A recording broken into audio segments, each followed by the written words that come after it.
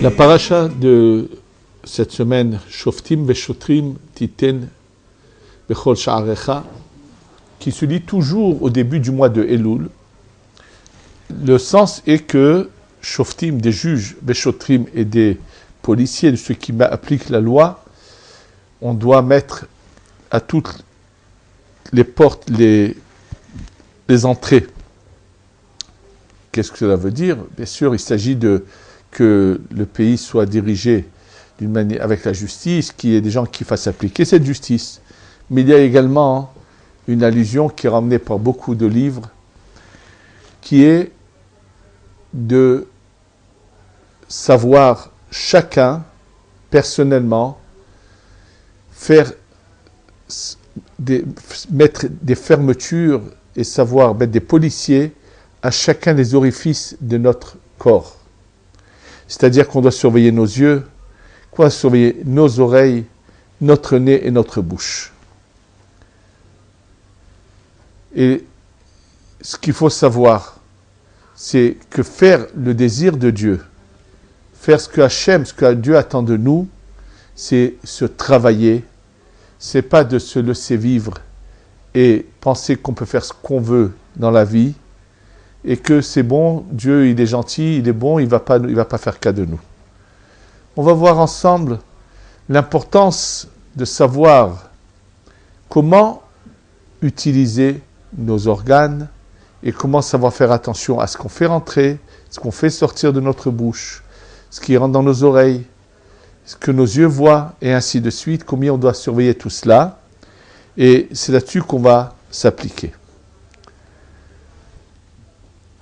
En ce qui concerne, on va commencer par la bouche. Il y a beaucoup à dire sur la bouche. Et on va commencer par cela. En commençant par la bouche, ce qui nous fait penser à tous tout de suite, c'est ce personnage extraordinaire, ce saint qu'on a appelé le Chafetz Chaim. Ce grand Rosh Yeshiva qui a vécu dans une petite ville de Russie qui s'appelait Radin, avec Israël Meir de Radin, qu'on a appelé le Chafetz Chaim au nom du livre, d'un des livres qu'il a écrit, sur lequel il explique la gravité de l'interdiction de parler des autres. Ne pas parler de la shonara, ni d'être motzi du shemra, c'est-à-dire ni dire la vérité, ni dire ce qui est faux. Faire attention à ce qu'on sort de notre bouche. C'est fondamental et c'est très important. Sachez que le Chafetz Chaim, par le fait qu'il a su faire très attention toute sa vie à appliquer ce qu'il a écrit, il a eu un mérite exceptionnel. Quand nous étudions un texte écrit par un tzaddik, par un rav, à ce moment-là précis, quand il n'est plus de ce monde, il faut savoir que là-haut, ce corps spirituel qu'il a fait que même ses lèvres dans la tombe continuent à sortir des paroles de Torah. Et c'est quelque chose de grandiose pour le tzaddik, pour la personne qui n'est plus de ce monde, d'avoir ce mérite. Or, quand on pense un peu que dans tout ce qui a pu être écrit depuis des siècles et des siècles, il est évident que tout le monde étudie la Mishnah, la Gemara, c'est clair. Shulchan Aruch a aussi un grand mérite et souvent étudié. Mais parmi les dernières générations, je ne sais pas s'il y a encore une personne qui a eu un tel mérite que autant soit étudié ses livres comme le Chafetz Chaim. Quand on pense à son œuvre, le Mishnah Berurah, qu'il a rédigé sur le Shulchan Aruch, qui est étudié partout, qui n'a pas Mishnah Berurah chez lui? Par toutes les tendances, c'est étudié, et tous ces autres livres sur le Lashon Hara, et ainsi de suite. Tout se mérite parce qu'il a su faire attention à ce qui sortait de sa bouche. Shomer piv ulshono, shomer mitzarot nafsho.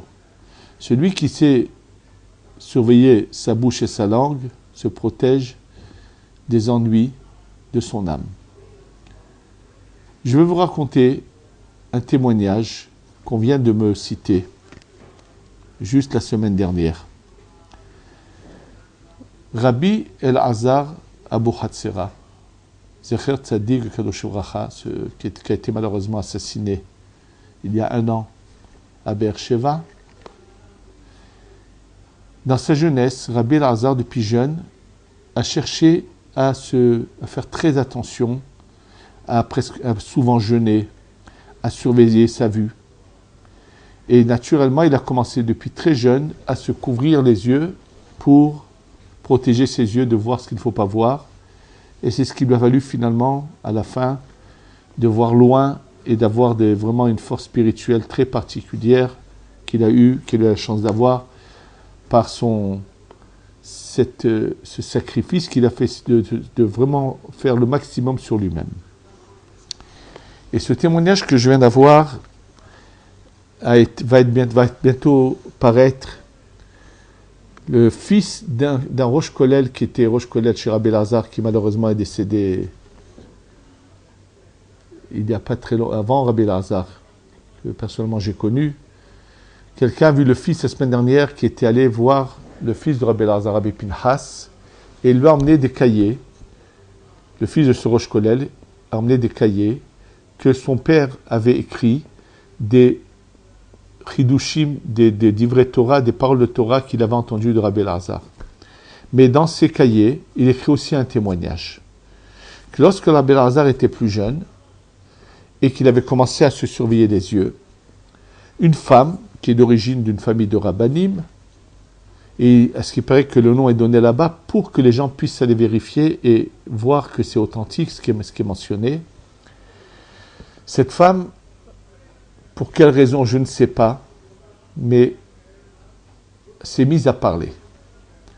Et elle a dit, mais qu'est-ce que fait le fils de Baba Meir, Rabbi El-Azar, de se couvrir les yeux comme il le fait? C'est de l'hypocrisie. Moi, je viens d'une famille de rabbanim, mes parents et mes grands-parents n'ont jamais fait ça, et elle a mal parlé. Et je ne sais pas comment, dans quelles conditions, ces paroles sont arrivées aux oreilles de Rabbi El-Azar. Il a dit à Kadosh Baruch Hu, si c'est vrai ce qu'elle dit, bon, eh ben c'est vrai, c'est de l'hypocrisie. Mais si c'est pas vrai, juge-la pour ce qu'elle a dit. Hachem Yatzilou, que Dieu nous préserve, vous préserve, cette femme a perdu la vue. Ça ne s'arrête pas là. Ça s'est passé quand encore Baba Saleh, le grand-père de Rabbi El-Azar, était en vie. Ayant perdu la vue, elle envoie quelqu'un demander pour elle une bracha à Baba Saleh pour qu'il la guérisse et qu'elle retrouve la vue. Baba Saleh, au lieu de juste bénir, a demandé comment elle a perdu la vue. Et on lui a répondu ce qui s'est passé, ce qu'elle a dit. Il a dit, dans ce cas-là, je ne peux rien faire pour elle. Et cette femme, malheureusement, a perdu la vue. C'est-à-dire n'a pas retrouvé sa vue et est restée, malheureusement, non-voyante. À la suite de quoi? De paroles qui sont sorties de sa bouche, qui étaient non seulement incorrectes, déplacées. En quoi ça pouvait la déranger que ce tzaddik veut se protéger les yeux? Il en est de même pour quelque chose qui vient d'apparaître tout récemment.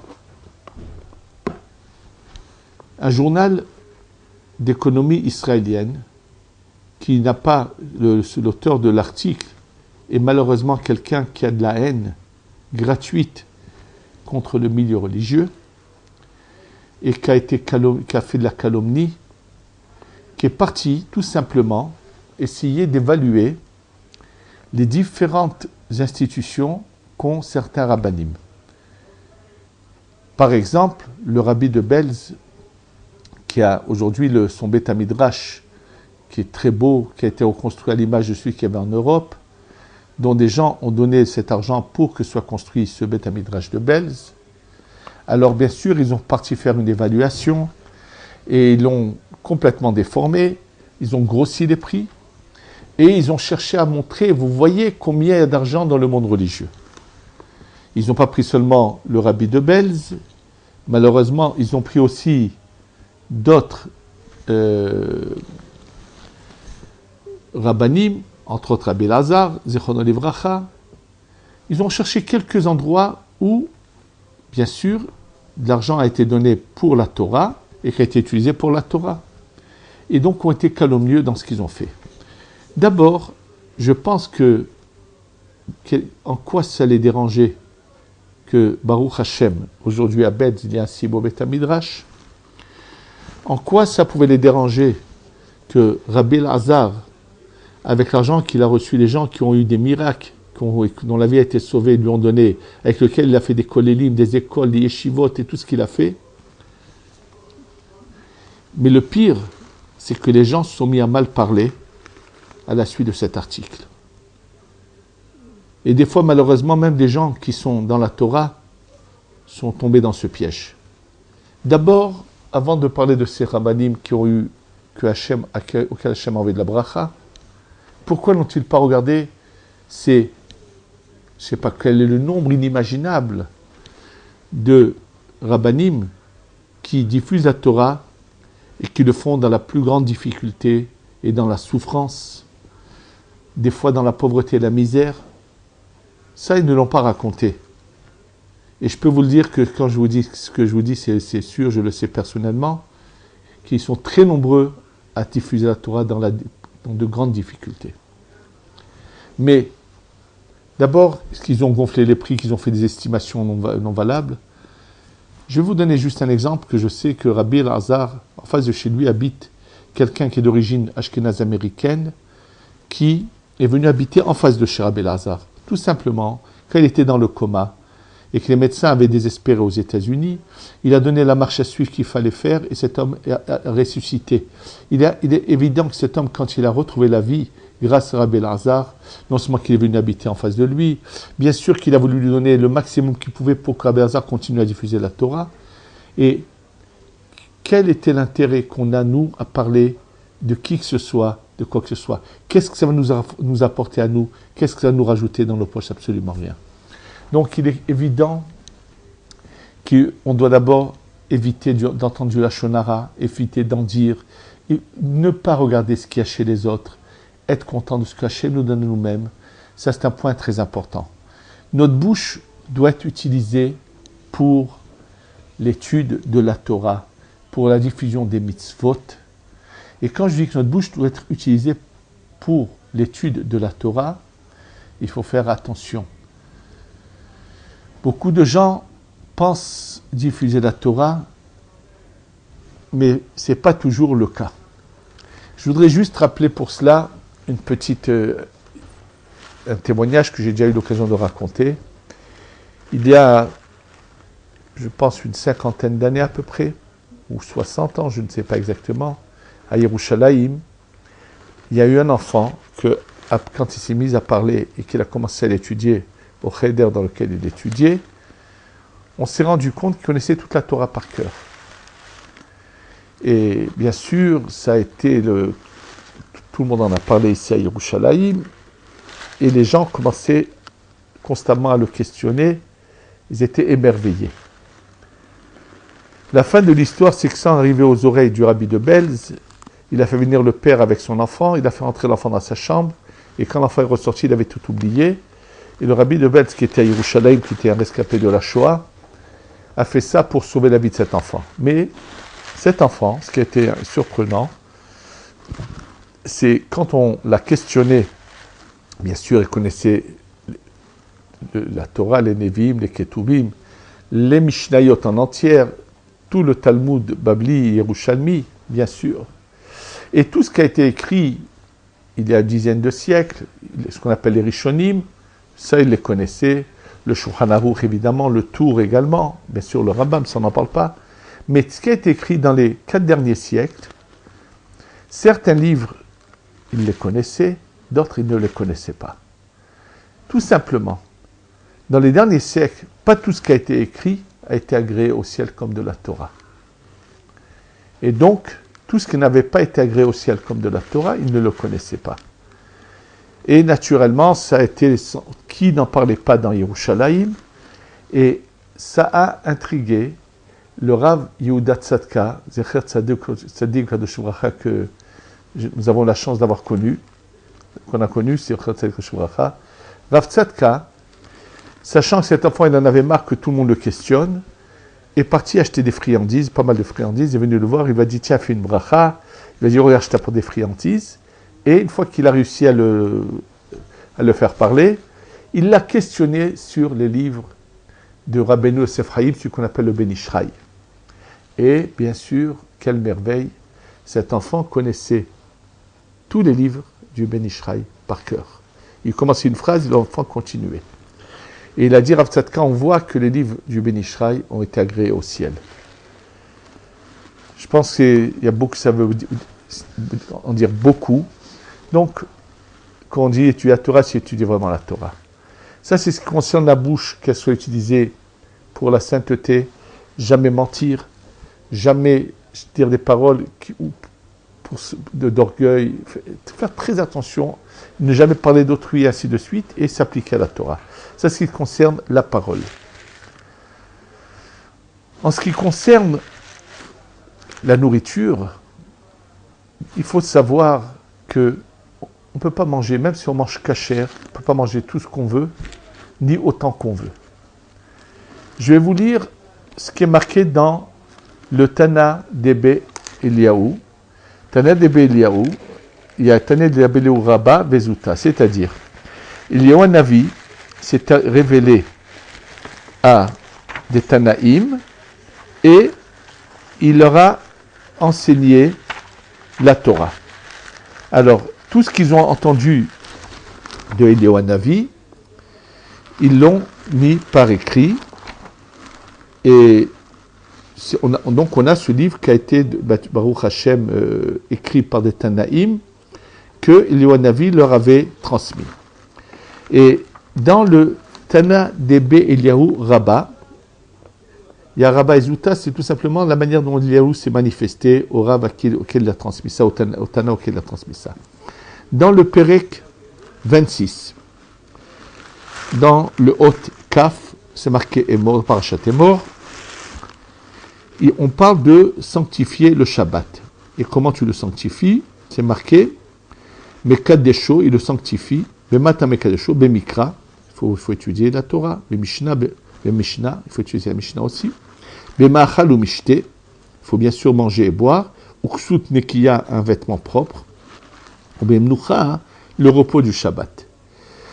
Et après, il dit bien sûr qu'il faut, il dit bien que Rabbi Akiva a dit n'aie pas besoin des autres, mange peu Shabbat s'il le faut, mais n'aie pas besoin des autres. Il dit de toutes les façons, il faut se laver les mains, faire motzi, et il faut manger de la viande, bassar me'at, un peu de viande, ve'yayin me'at, et un peu de vin. Ve'al yarbe be'bassar ve'yayin yoter midai. Il dit le Tana d'Ebe Eliyahu, même Shabbat, ne consomme pas trop de viande ou trop de vin. Et s'il a exagéré dans sa consommation de viande et de vin, alors le verset de la Torah dans Mishlé le lui reproche, et il ramène un verset de Mishlé qui dit de ne pas être de ces gens qui ne savent pas se limiter, qui mangent d'une manière exagérée. Et il continue, il dit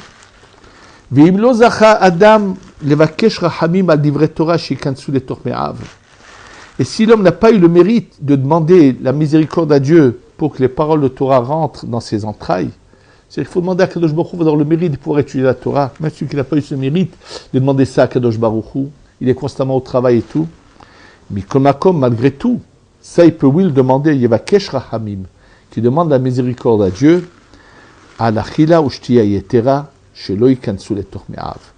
que trop de nourriture et trop de boissons ne rentrent pas dans ses entrailles. Et bien sûr, il donne là-dessus, il explique pourquoi c'est pas bien.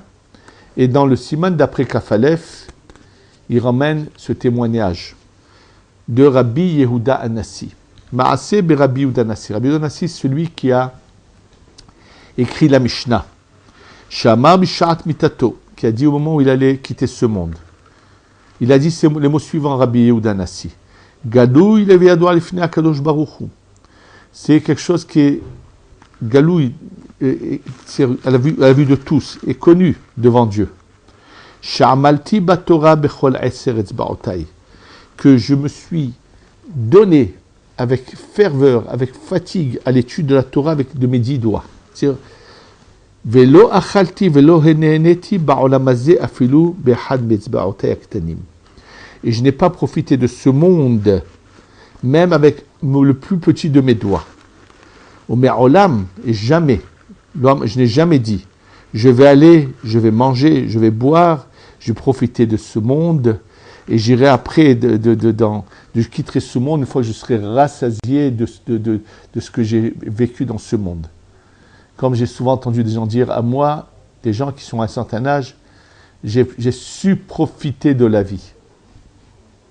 Eh bien, Rabbi Yehuda Nassi, il a dit tout à fait l'inverse. Il a dit, j'ai jamais profité de ce monde. Et là, lo asiti li achiloshira kedehiyuti. Je n'ai mangé et bu que ce que j'avais besoin pour exister, pour survivre seulement, pour vivre, pas plus. Juste pour pas mourir. Verasakti batora kol yemei hayai. Et je me suis donné à la Torah tous les jours de ma vie. Maintenant, il a pu dire à Kadosh Baruch Hu, Arshav, lachen Arshav, maintenant, tenni benucha bebet olami. Tant il pouvait demander à Dieu de lui donner la menucha, le repos dans l'autre monde. Et qu'est-ce qu'on lui a répondu du ciel? Il y a vo shalom, il y a nuhu al mishkevotam, olech nechocho. Il y a vo shalom qui vient en paix. Nuhu al mishkevotam, il va pouvoir maintenant jouir de l'autre monde, se reposer. Olech nechocho, il va aller droit. Et tout celui qui fait ainsi continue le avis d'enseigner. Alav Akatourmer, sur lui le verset dit, Tov Ish, il est bon l'homme, Honen, qui a pitié, ou malvé, qui prête de son argent aux autres. Et Chalkel Devara Vemishpat, qui sache dire ses paroles avec justice, droiture. Ça veut dire qu'il tout le temps fait attention de que sa bouche soit bien utilisée. Je pense qu'il y a ici un enseignement très important. C'est les choses sur lesquelles nous devons faire notre teshuva. Il est évident que c'est un travail, c'est pas facile, mais il faut savoir écouter la vérité, savoir se remettre en question et arrêter de se laisser vivre et penser qu'on ne fait aucun mal et qu'on peut continuer dans ce chemin. C'est faux. Donc, on a parlé de la bouche. Donc, c'est sûr qu'il faut manger en quantité que ce qu'on a besoin. Même le Shabbat, il ne faut pas exagérer, même si on mange plus qu'on a l'habitude. Et éviter d'aller juste comme ça pour le plaisir, s'asseoir des fois dans des restaurants et bien sûr, on peut aller au restaurant si on a besoin de rencontrer des gens, de parler avec eux, pour toutes sortes de raisons, il n'y a pas de problème. Mais savoir comment se servir. Pas seulement le restaurant, dans les mariages, dans les soirées de bar mitzvah, ou n'importe quoi. Il y a des buffets. Combien de fois on voit sur les tables, les gens se sont remplis les assiettes d'une manière pas du tout qui est convenable. Finalement, ils ne peuvent même pas finir. Et combien jeter? Combien il faut faire attention de savoir prendre uniquement ce qui est nécessaire et pas plus. Donc, même dans ce qu'on doit manger, on doit aussi savoir faire un choix et un tri. Et qu'on n'a pas le droit de consommer quelque chose, même si c'est kasher, mais que ce n'est pas sain pour notre santé.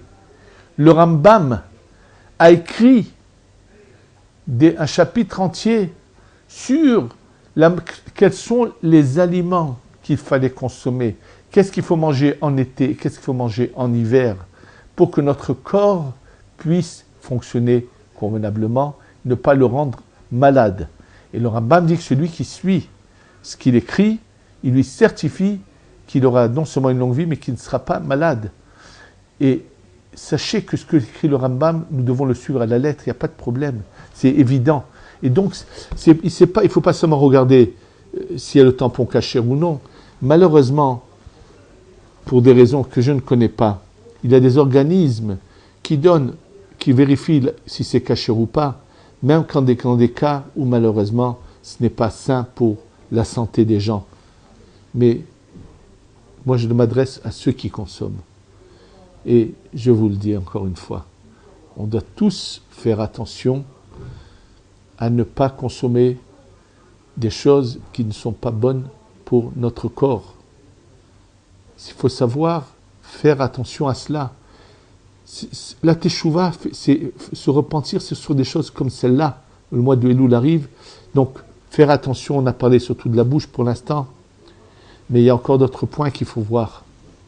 Nos oreilles ne doivent pas écouter de la shonara, en aucun cas. Notre bouche ne doit pas sortir de mensonges, bien sûr. Et maintenant, il nous reste à faire attention à une chose très importante, nos yeux. Quoi de plus facile que de dire du n'importe quoi au public, leur faire plaisir, et bien sûr, on pourra avoir des dizaines de milliers d'auditeurs. Mais ce n'est pas notre but. Ce n'est pas ce que Hachem, Dieu, attend de nous. Mais ce que Hachem attend de nous, c'est qu'on dise la vérité. Même si, à cause de cette vérité, il y en a qui préféreront ne plus écouter les cours. C'est arrivé que des fois, j'ai dit des choses que je pense avoir dit sincèrement avec ce que la Torah m'a enseigné, sans aucun but autre que celui-là. Il est arrivé que des fois, on a vu qu'à cause d'un cours, une ou deux personnes ont décidé de ne plus vouloir écouter les cours. Ça ne convenait pas à leur mode de vie peut-être, mais ça n'a pas changé notre devoir de dire ce que la Torah nous enseigne et nous donne l'ordre de dire à tous. Quand on parle de nos yeux, sachez qu'il est évident qu'on n'a pas, d'abord c'est une interdiction que nous disons tous les jours dans le schéma. Velo taturu ahare levachem v'achare einechem. On ne doit pas laisser nos yeux voir ce qu'il ne faut pas voir. Qu'un homme n'a pas le droit de regarder et de fixer une femme, quelle qu'elle soit. C'est une interdiction. Pensez donc, comment est-il possible d'être devant un écran de télévision et ne pas regarder ce qu'il ne faut pas regarder? À part que le fait que celui qui est assis devant un écran de télévision est en train de gaspiller son temps, alors qu'on n'a pas le droit de le gaspiller, qu'il est marqué « Vehagita boyomam balayla », notre obligation est qu'à tous les moments où ça nous est possible, c'est d'étudier la Torah. Donc quelqu'un travaille, il rentre, il est fatigué, qu'il se repose. Dès qu'il a un moment, même s'il n'est pas étudié, il peut lire des télim, il peut écouter des cours. C'est une obligation impérative. C'est la première chose qu'on va poser comme question à l'homme dès qu'il quitte ce monde. Dès que quelqu'un part de ce monde, penser qu'on va enterrer quelqu'un, se dire comment va être son jugement. La première chose qu'on va poser comme question, Kavata itim la Torah. Est-ce que tu as fixé des moments d'étude à la Torah? Sachez qu'il n'y a aucune tolérance d'avoir une télévision à la maison. Croyez-moi, vous pouvez le demander à n'importe quel rave qui c'est authentiquement un rave, vous dira ce que je vous dis. Il est interdit, il n'y a pas à jouer avec les mots, c'est interdit d'avoir une télévision à la maison. Même regarder un match de football à la télévision, c'est interdit. Nous devons, le temps que nous avons doit être uniquement, on est dans ce monde pour un but précis, on a des choses à réparer, on a un programme à suivre, et ce programme, c'est d'être au service d'Hachem toute notre vie, et on n'a pas le droit de perdre notre temps pour quoi que ce soit. Et bien sûr, à part l'engagement qu'il faut pour l'avenir, il faut se repentir pendant ce mois de Elul et à Yom Kippour sur notre passé. Et être conscient de cela. Bien sûr, on doit faire attention à ce que voient nos yeux, à protéger nos yeux. C'est très important. Je viens d'entendre encore un témoignage qu'un jour, Rabbi El-Hazar a demandé au Rav Ovadia Yosef, dis-moi, comment as-tu eu ce mérite que Baruch Hashem, Rav Ovadia Yosef a eu 13 enfants, Et parmi eux, plusieurs garçons qui sont Rav Yaakov Yosef Shacheb Yalechem Avatou Shlamim Sheb Shachor Refoua Shelema, qui était un érudit, un très très très grand Talmid Chacham, un grand sadique, le Rav Yaakov Yosef, qui est le grand des garçons de Rav Ovadia Yosef. Il y a le Rav Yitzhak Yosef, auteur du Yalkut Yosef, que tout le monde sait, qui passe son temps à étudier la Torah jour et nuit, qui a écrit combien de livres et qui est aussi un très grand érudit. Rav David Yosef, qui est également Talmid Chacham sans pareil. Rav Avram Yosef et Rav Moshe Yosef. Tous sont des Talmid Chacham, tous des gens qui sont dans la Torah d'une manière, c'est une merveille. Blainara, Baruch Hashem, Baruch Hashem, Baruch Hashem. Quel mérite a eu le Rav Ovadia Yosef d'avoir des garçons aussi versés dans la Torah, aussi tzadikim qu'ils le sont. Et donc, Rabbi Elazar a demandé à Rav Ovadia, dis-moi le secret. Il a cherché à le repousser et tout, et une fois il lui a dit, je pense que c'est pour la raison suivante. Le Rav Ovadia Yosef a été pendant des années Dayan, donc juge religieux dans au Beddin, et naturellement, les femmes venaient avec leur mari pour des fois des divorces, et donc il doit poser des questions. Il a dit, je me suis arrangé à ne jamais à parler à une femme qui était en face de moi sans jamais la regarder. Et il a dit, il pense que c'est pour cette raison que Akadosh Baruch Hu lui a donné cette chance, que tous ses enfants sont sortis de si grands Talmidei Chachamim. On a l'obligation de surveiller nos yeux, de ne pas voir ce qu'il ne faut pas voir, de regarder que ce qui est dans la Torah.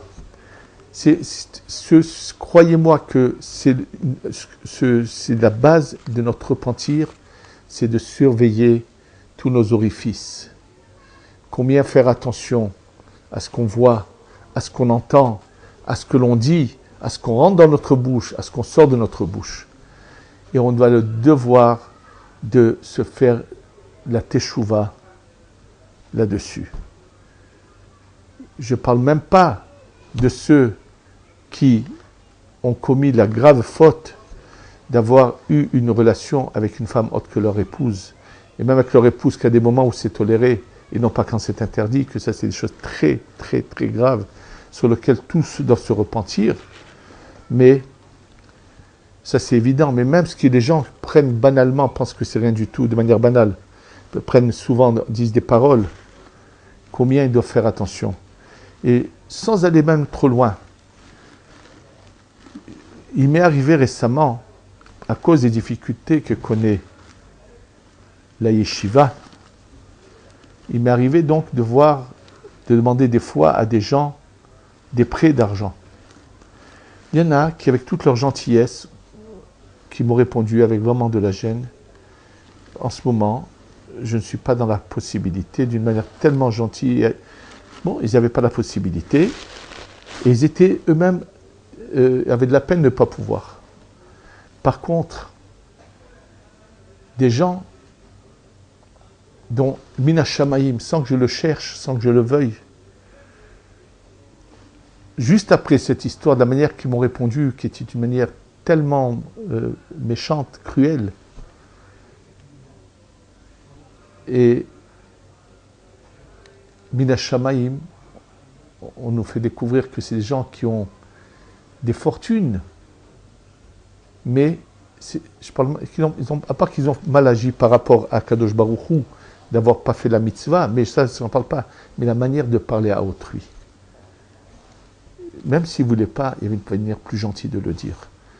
Ce n'est pas seulement dans ce cas-là, dans tout ce qu'on a à dire, même qu'on a le droit de dire ce qu'on dit, on doit le dire avec douceur et gentillesse.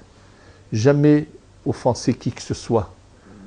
Donc, même quand nos paroles ne sont pas des paroles interdites, mais même le ton est important. La manière dont on dit les choses, c'est très important. Qu'Hachem nous aide à faire une vraie teshuva. Qu'on sache surveiller nos yeux, notre bouche, nos oreilles, et qu'on fasse une vraie teshuva, qu'on s'améliore et qu'on est dans le chemin que Hachem attend de nous, et qu'on ait enfin la Géoula Shlema, Shtavo Aleinu Bimera, Beyamenu, Amen ve Amen.